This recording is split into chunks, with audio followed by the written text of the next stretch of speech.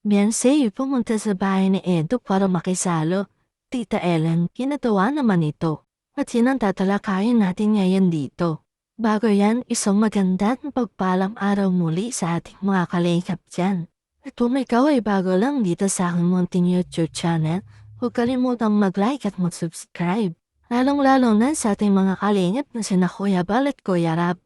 Para tuloy-tuloy ang saya at maging updated sa lahat ng kanilang mga bagong videos. At yun na nga guys, Beyonce pumunta sa bahay nila Papa Eds para makisalo sa kanyang pamilya. At kinatuwa naman ito ni Tita Ellen na makita niya si Beyonce na dumating sa kanilang bahay. At Papa Eds natin tila naman nagulat na makita niya si Beyonce. Masayang masaya at napayakap na lang ang naging reaksyon nito sa kanya.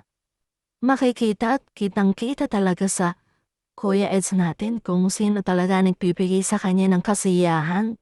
At yun na nga guys, masayang masaya din ang pamilya ni Papa Eds nang makita nga muling pumunta si Beyonce sa kanilang bahay para makibanding ulit sa kanila. Dahil matagal-tagal na rin huli silang nakapagsama. At kitang-kita rin naman kay Papa Eds kung gaano siya kasaya at kung gaano niya na-miss si Beyonce sa mga araw na yun.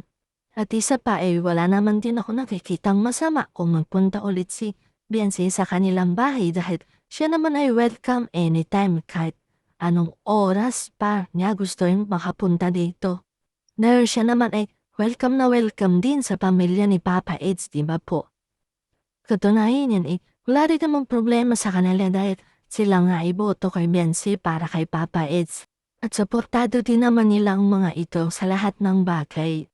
At hindi rin naman mapagkakailaan na masayang-masaya ang mga ito kapag masaya din si Papa Eds na nakikita si Beyonce. Dahil tila nga abot langit ang ngiti nitong si Papa Eds kapag andyan din si Beyonce sa kanyang tabi. Sa pagkamis nitong Papa Eds kay Beyonce napayakap na lamang ito sa tuwa pero dahil nga sila matarik ng magkaibigan wala nang mali siya ito para kay Beyonce. Dahil alam na nga din nila kung ano man ang meron sa kanilang dalawa sa kung ano man ang may ugnayan sila. Basta para sa kanila masaya silang dalawa kahit ano ang meron sila ngayon.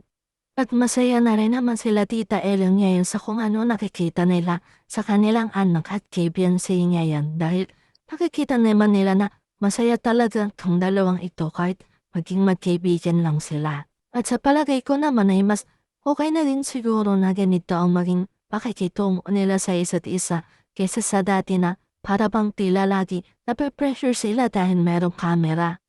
Dahil sa ngayon may camera man o wala na nakatutok sa kanila masaya silang totoo.